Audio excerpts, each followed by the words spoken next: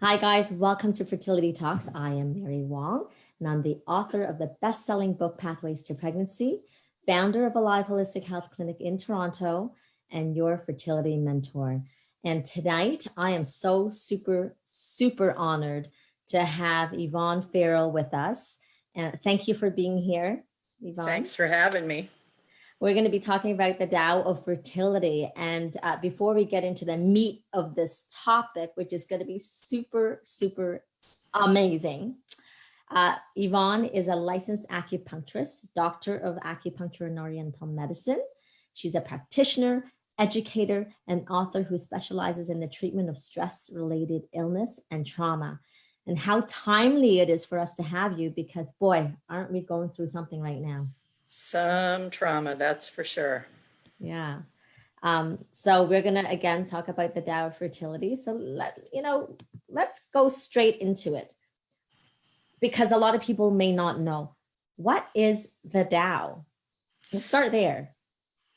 Okay, well, I think that's a good place to start, although they do say once you name it, you've already failed to understand it. True. That which cannot be named, not like, Voldemort in the Harry Potter world, he who shall not be named. We're really talking about the philosophical underpinnings of Chinese medicine. And so the Tao, if we want to look at it as that underpinning, is basically the path. It's the middle way. It's the philosophies that surround how one lives one's life in accordance with nature, balanced states of yin and yang. So it's kind of a blueprint for living. Mm-hmm. And I certainly believe that, since we are, being in, like, we're really immersed in these challenging times right now. So it's like knocking at the door. Well, we're at the door, like we're here, right? And it's like, okay, it's now or never. So it's an opportunity to go inside. So this kind of time in the world between the pandemic and all the other things that are happening, with people having lost their jobs and not having financial security anymore and being worried about getting this deadly virus, would be, something I would think about as evolutionary stress. So it's a terrible thing. It's tragic, it's frightening, but it also brings an opportunity. And the opportunity that comes with it is this sort of basic understanding that we are not in alignment with the Tao.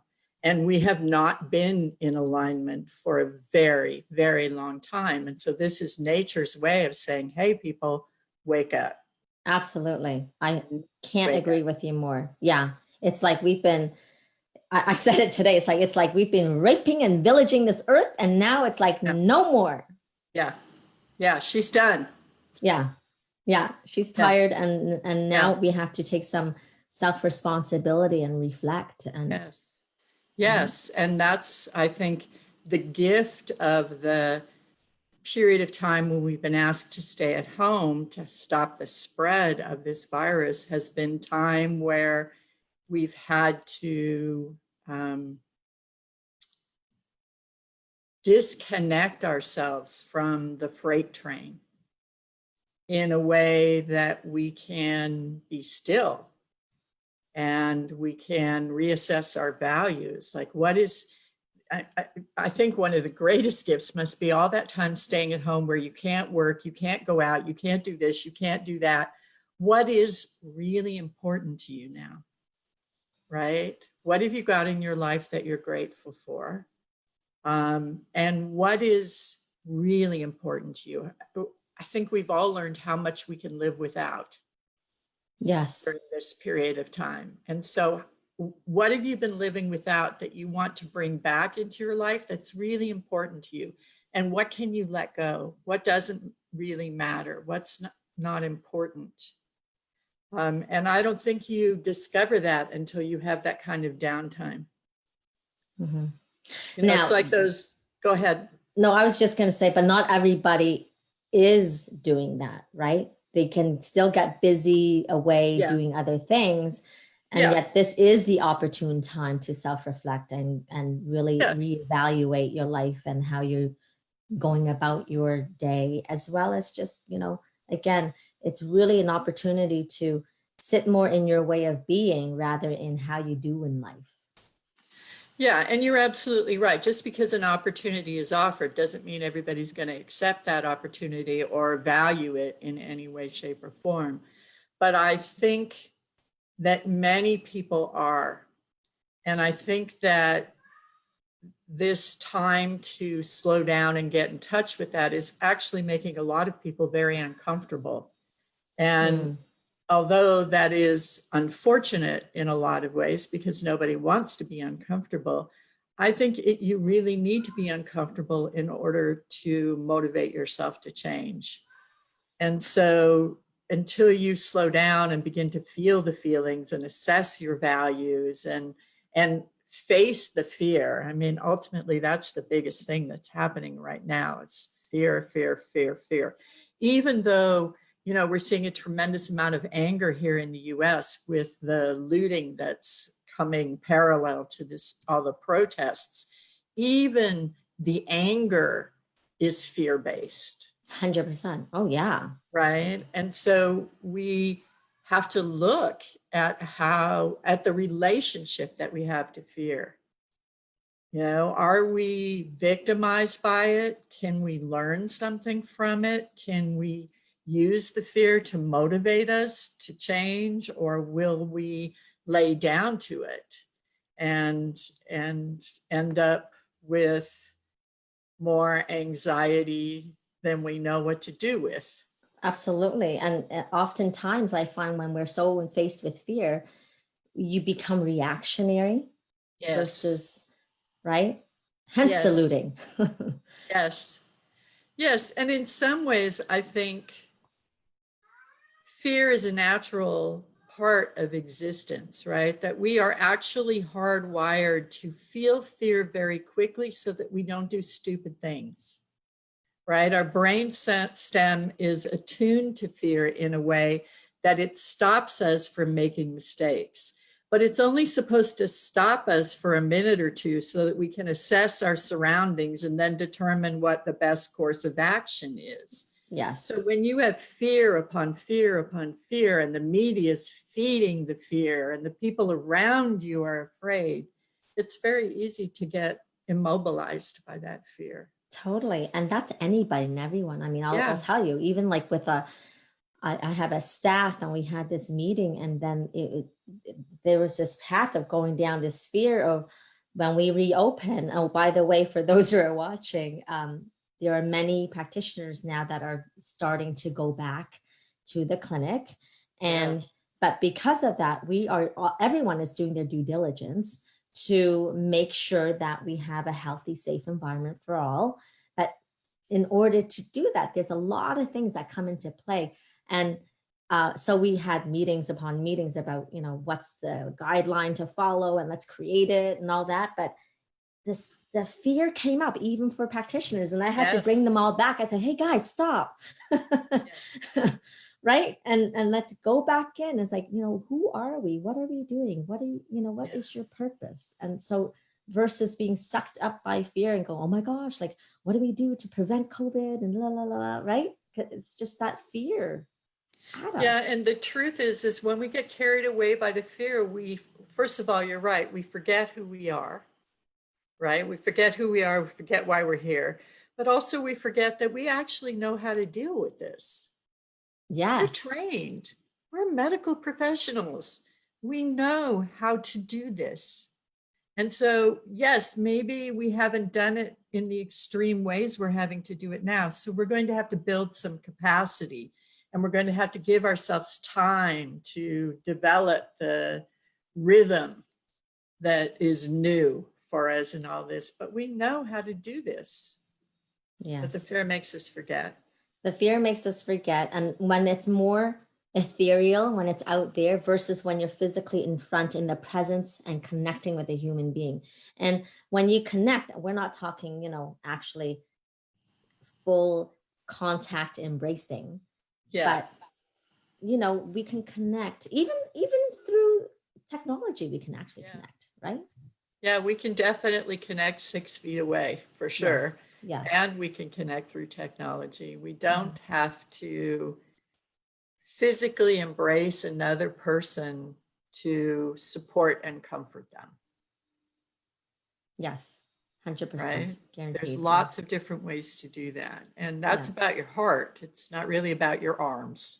Yes. I love that. I'm going to have to write that down. It's the heart, not the arms. And that is who we are in our profession. Yeah. Absolutely. Yeah. I love that. And so, but, people do crave this connection. I know from, my manager, she tells me, we were talking today. She's like, oh my gosh, I'm being like bombarded by phone calls. Everybody wants to come back. And they're like, when? Because we all need it. We need that connection. We've been isolated for too long. Yeah, the same thing's happening for me too. But now that people are finding that I'm back in the office, everyone wants to come back.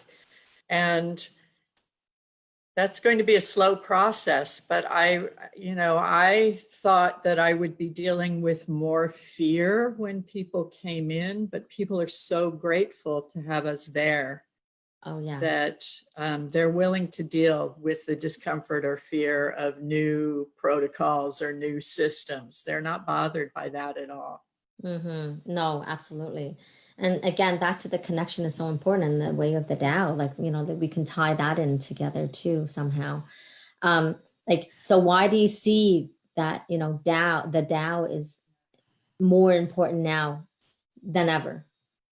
Yeah, well, I mean, ultimately, the fullest expression of the Tao is the interconnectedness of all things. That is the fullest expression. And so we have been isolated in a way that we have been removed from that connectedness, but we needed to be removed from it so that we could see the problem, right?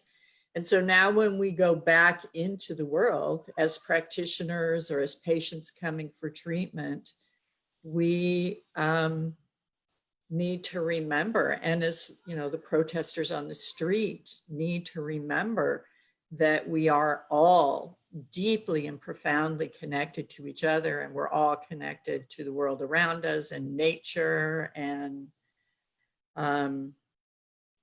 that impacts us. That impacts us physically, emotionally, spiritually. So, this is a conversation about fertility. So it can impact our ability to conceive and receive. Yeah. Yeah, the Taoists sort of have an approach to fertility that says that when a woman is wanting to have a baby, she petitions the heavens. She prays for a soul to come in. And that prayer is not necessarily a religious prayer, although it could be. It's more a statement of intent that I am open to receive. And I want the heavens to bestow a child on me.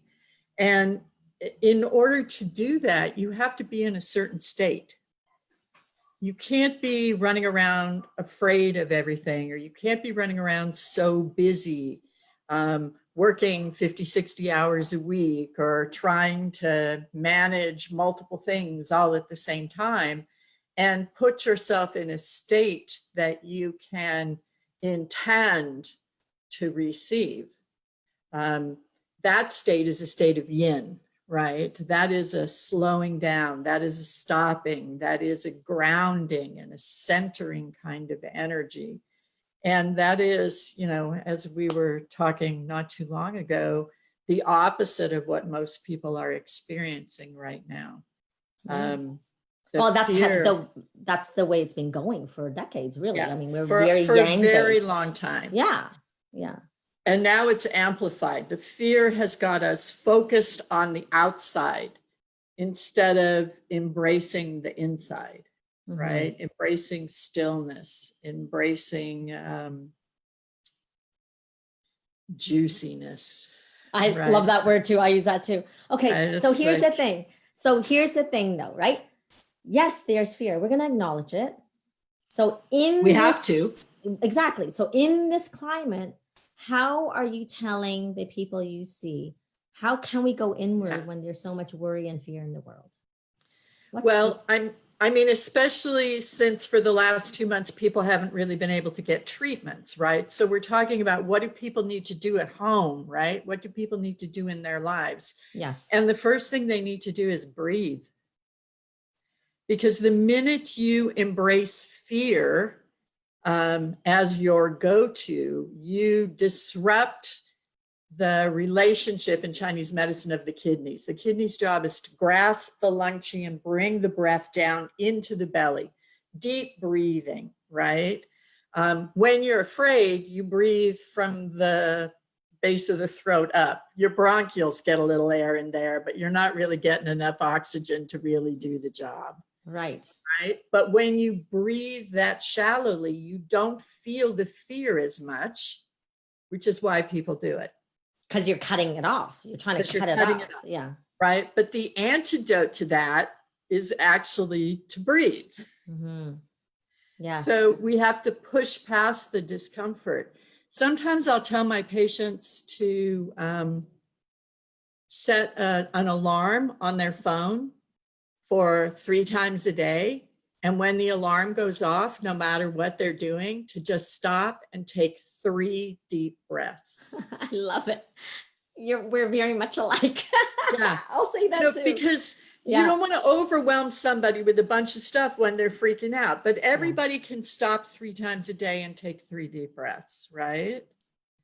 And then sometimes if I've got patients who are like really anxious with this fear, then I teach them how to breathe so that the exhale is longer than the inhale. Yes. Because if you can extend the exhale, then you can facilitate letting go of all the things that somebody's holding on to. And that type of breathing down regulates the sympathetic nervous system. So it takes people out of fight or flight.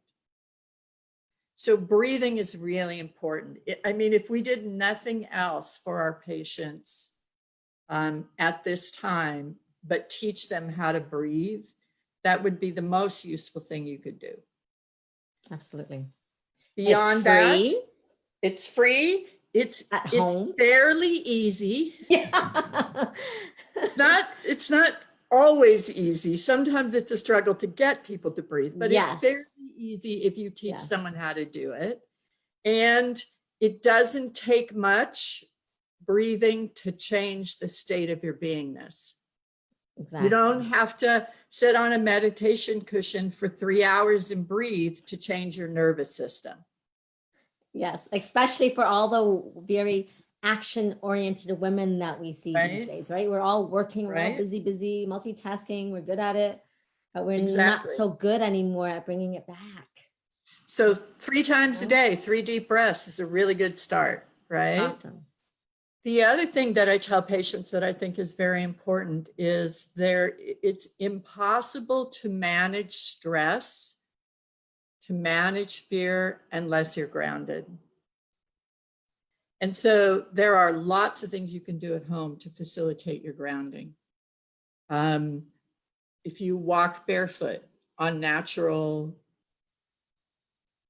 surfaces like grass or sand or any place where you can walk where your feet touch the dirt, that if you did that 5 or 10 minutes 3 times a week would change your ability to be grounded. If you're living in an apartment building and you can't do that, or you're surrounded by cement, then at the end of the day, soak your feet in Epsom salts, because the salt is grounding, right? It brings the energy down into the feet. These are all like little things that you can do that change your nervous system. And that's really what we're trying to do, is take your nervous system out of the panic, out of the worry, out of the fear, out of the fight or flight kind of thing. So I want to bring it back to, we talked about this before we went on air, and I was giving the example of, some women having a thin uterine lining being of concern, and when you're trying to go for an embryo transfer, and they will not put an embryo back until the lining is 8 millimeters, right? So, and then you commented, what is it that you said? As in, how does anyone expect to build a lining like that when they When can't? we're in this? Yeah, like we can't force it, right? We It's can't force it. So, impossible, right? yeah. So it's not impossible. It's just harder. Yeah, it's more difficult for sure. But again, I think the focus is less about how can I get my lining thicker versus how can I be kind to myself right now?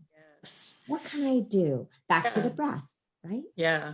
And to me, the thing about the lining, and probably, many other issues that surround fertility, is the capacity to build a lining comes from the capacity to nourish yourself.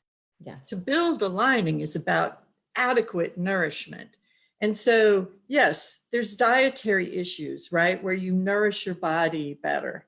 But you have to nourish all aspects of yourself, right? So now we have to find ways to nourish our souls in the face of all this.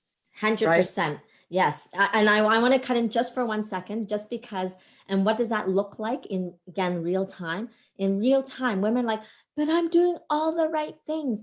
I'm taking my supplements. I'm doing castor oil pack on my belly. I'm, all the do, right? Which is really just the physical body. You're focusing strictly on that. And also very young, all that action. Exactly. So I love it when you bring it back. And it's like, how do you know? Well, okay, sure, you can do that. But where's the balance in it? How are we feeding your soul? How are we feeding your spirit? Right? Yeah. Find your favorite poet and read poetry, right? If you've got any kind of artistic capability, draw or paint, or get your hands in dirt and plant flowers, right? Watch seeds grow. These are things that nourish the soul. They're more, they come from inside rather than are focused on the outside. Maybe it's music, listen to music.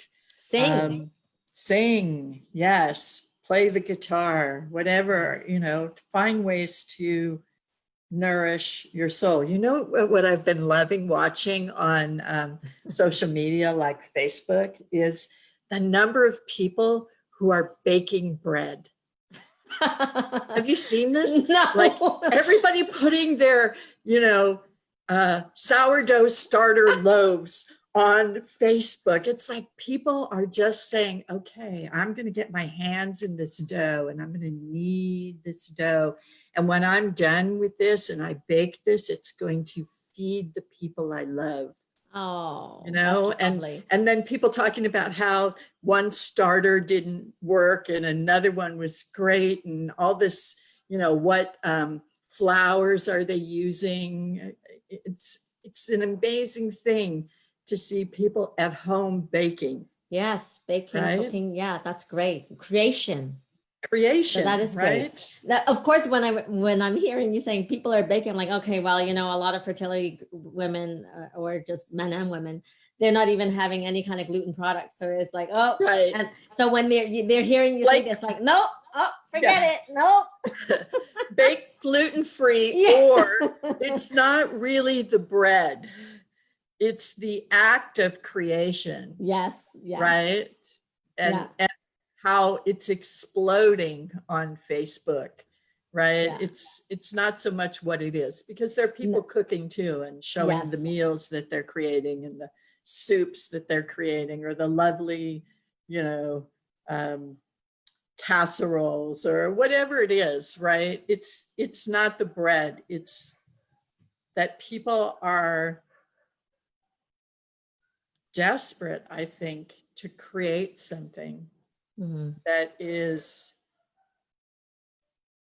beautiful, right? Out of all of this, the loss, the tragedy, the fear, people are wanting to create something that's beautiful, create something that nourishes either the body or the soul, right? And that puts you in a different place, right? Yes, absolutely. I just wanted to comment on that, because this is how women or people, human beings, you'll say something and then they go off on a tangent right? And they may not listen and they may miss it. Yeah. So that's why I actually added that in, so you can actually explain. It's not really about the bread. It could be about breaking bread. You're with people, Yeah. right? Yeah. Yeah. And it's about the process, the creativity. It's about the process. Yeah. Yeah. And how important it is when you're trying to increase your chances of having a baby to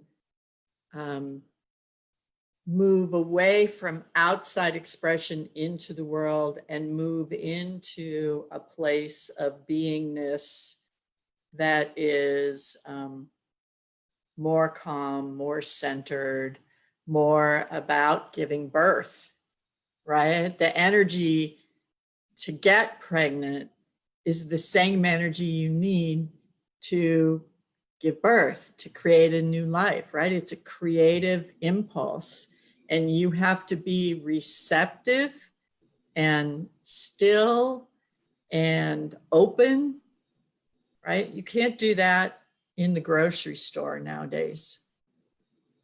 That is not a place to be open. But you can come home after you've been to the grocery store and take what you bought and make something nourishing and satisfying in a creative way. Yes. Right.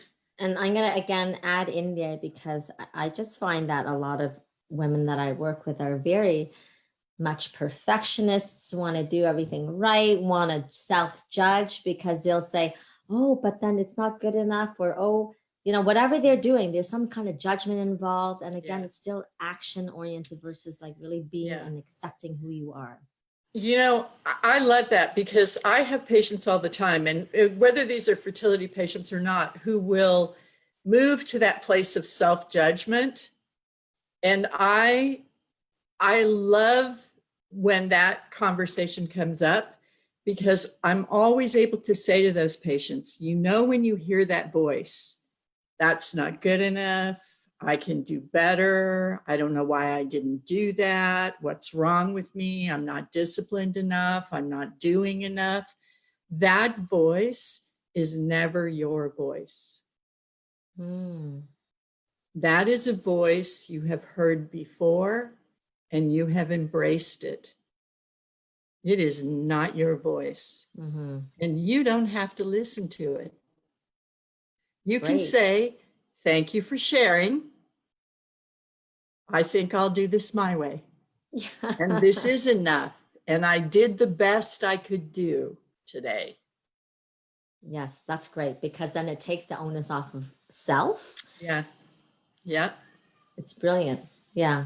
And the truth is if you got up this morning, your body did the job it was designed to do. Anything past that is gravy. I love it.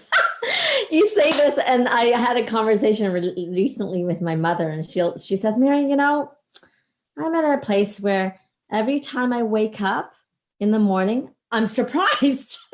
And then I'm like, I'm alive. It's going to be a good day. It's going to be a good day. That's literally what she says.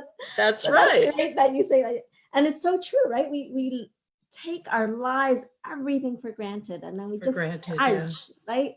Yeah. So it's like, no, stop it. Just, wow, I woke up. Yeah, it's going to be a good day, right? And at the end of the day, if things didn't go the way you wanted to, you have to remind yourself you did the best you could do with what the world dished out. Yes. Tomorrow is another day. Yeah. Yeah. And we don't have to own the world's problems. No. In fact, I always do the best we can do. Yeah. I don't know about you, but I typically say, you know, let's not go heavy on the news. I get I want to know what's going on in the world, but like, I mean, listen, you can tune out for 2 weeks and get back and it's the same thing.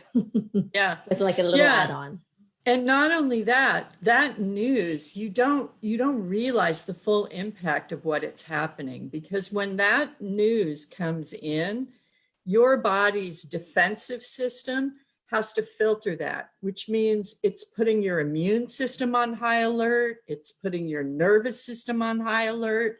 It's putting your emotions on high alert, which is impacting your digestion. Too much information. We already have too much information, even without the news. Absolutely. Yeah. Right? Yeah. So if there's any way you can decrease some of the input, you will find it easier to relax, for sure. For sure. Too much input. Mm-hmm. I love this conversation, and it's just such a different pace than when I'm on there with other, fertility doctors and other, people in the science field. And here's the thing, guys, Chinese medicine, it's art and science. Yes. And it's such a, it's got such a wonderful history, and science here that we know it is just so new. It's like a baby compared to the wisdom of the ages. Yeah, and it's an important part of the process. I mean, we're the doctors, the reproductive endocrinologists who are doing this work are doing incredible things to help 100%. people have families. And so it's amazing, but the state of your beingness makes that stuff work even better. Yes. If you are healthy, if you are whole, if you are centered, if you are calm, if you are receptive, then whatever the REs are going to do is the chance of it working goes way up. Yes. Way up. So, and then, so of course, I always like to play if I'm that person listening to what you're saying, it's good. Like, but then I'm not going to be that good enough because, oh my gosh, I wasn't perfect. I wasn't fully, I'm still judging myself, and I'm not perfectly still, and I still have lots of stress, right? Yeah. So it's still fear-based. So we have to keep it's still fear-based, and it's never about perfection. No. Right? That's like saying there's a perfect time to have kids. Right? There isn't. No. There's no perfect time. There's only possibility, right? And so there's no way to do this perfectly. There's no way to get it right. And if you think that's a problem, wait till you actually have kids, because I do. And there's no way to get that right either. No. Raising kids, there's no perfect way. Yeah. Right. So all of it just starts the conversation earlier. That's all. Right. Every day you're doing the best you can. And so the same is true for this. It's every day you do the best you can. And the more you judge yourself for what you did or couldn't do, the more you're wasting your resources. It's just not a useful exercise. Mm-hmm.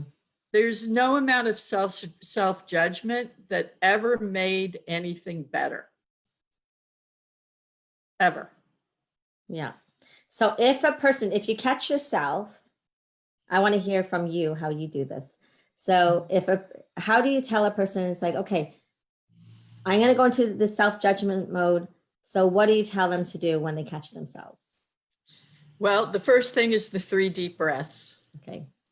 Right. And then my phrase for that is, thank you for sharing. I got this. I like it. I've heard your voice, but I don't need to buy in. Appreciate it, but not necessary.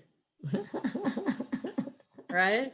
Have a dialogue with it. I mean, everybody's got their own words. Some people it's like, step away. I don't want to hear this. La, la, la, la, la.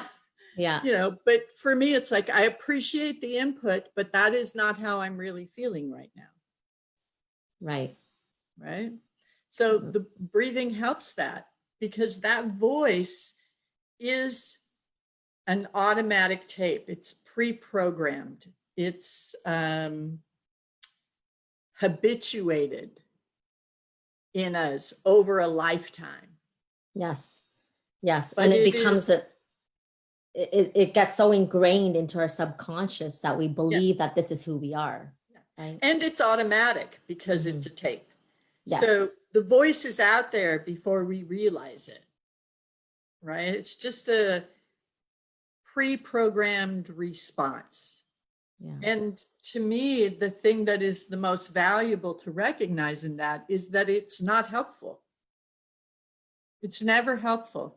It doesn't motivate you to do better. That critical voice defeats you and makes it harder to do what you need to do, right? If you wouldn't talk to your child in that way, you shouldn't talk to yourself in that way. Yeah. Well, although I have to say, sometimes people speak to strangers better than they do with the people closest to them, right?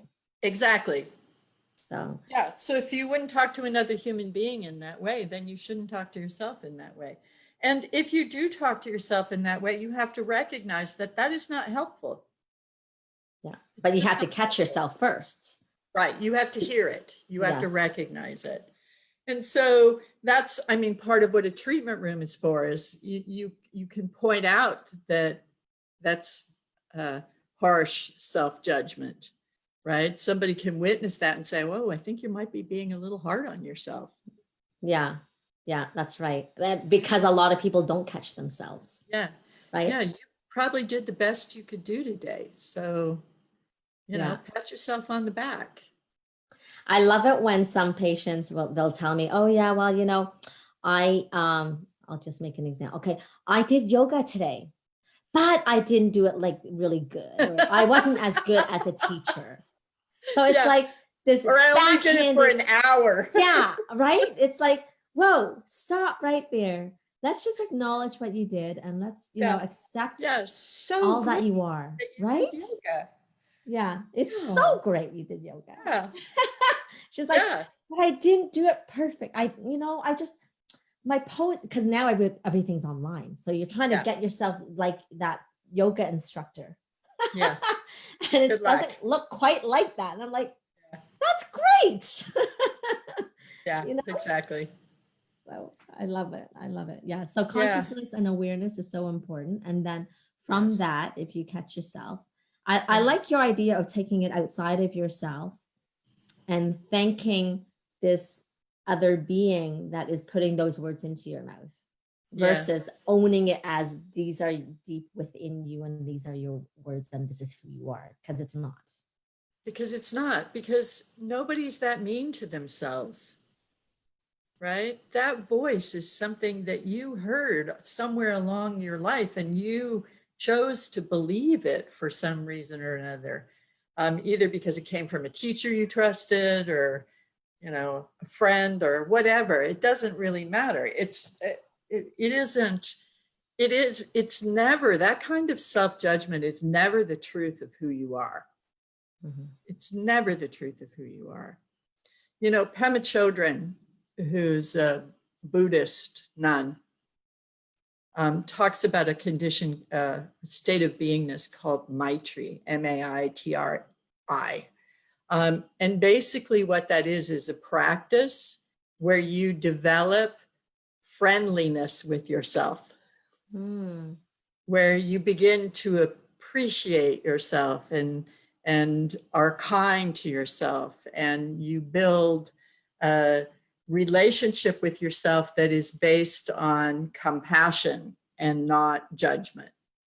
And I don't think anybody moves into that instantaneously. I think that's a practice that you sort of develop over time, but you can develop it better if you can recognize how unkind you are to yourself.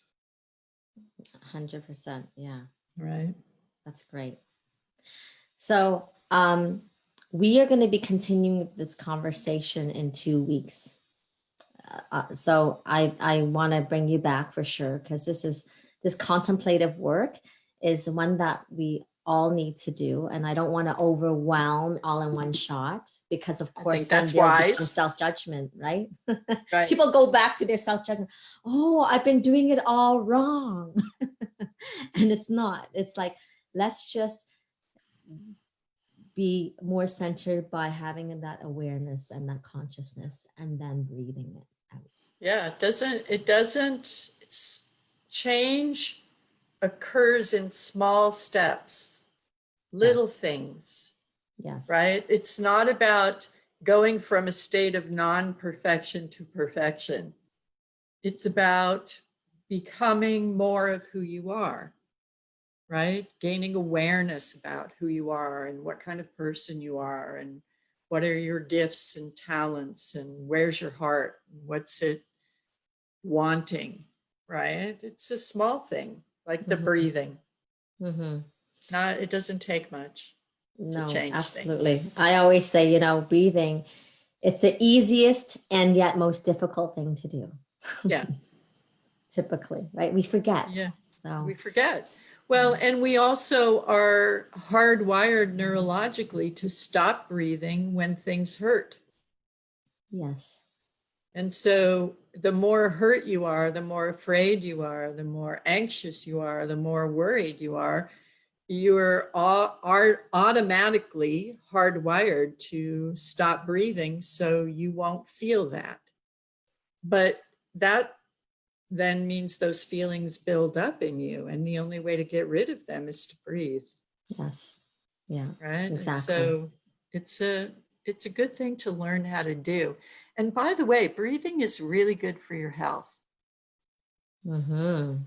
Oxygen is important. Every cell of your body, which includes That's the eggs and right. the sperm, right? So That's right. Instead of focusing here, let's focus on the breath, because the breath carries it all through the body, including That's right. there, right? So yes. So thank you. You're welcome. Yvonne. And for those of you who do not know Yvonne, she's been around for decades, and she is the real deal. And she's been teaching to other practitioners for decades. So I really am honored to have you here with us today. Thank you. It's a pleasure. Yeah. And again, we'll continue this conversation. And for those of you who have been here the very first time, that this is number 170. So I have like a lot of videos if you want to peruse them, but don't overwhelm yourself. It's not like a do thing when you're in the mood, right? We're here for you. And so next Wednesday, I believe we have another acupuncturist come, and it's actually a redo because we had technical difficulties a couple of months ago. It's Mike Berkeley. So join us Mike. then. Yeah. And then it's going to be great. And so again, go through that. And if you haven't done so, you can also check out my website, clinic at aliveholistichealth.ca is actually, that's the email. Blah. But so check out my YouTube videos, and it's Meet Mary Wong. So you can subscribe to that because that has all of the videos. Because I started posting on a live Facebook halfway in. I don't even know how many we have there. So, but all of them sit in the YouTube channel. Okay. At Meet Mary Wong. So check that out, and please share, because this is a great, important conversation. We want to spread it wide and far, and we shall see you next Wednesday, same time, 8:30 p.m. Eastern time. That's 5:30 PT. And so again, thank you. And we'll see you in 2 weeks. Okay, Yvonne? Great. Look forward to it. Absolutely. Good to see you. Good to see you. So I'm going to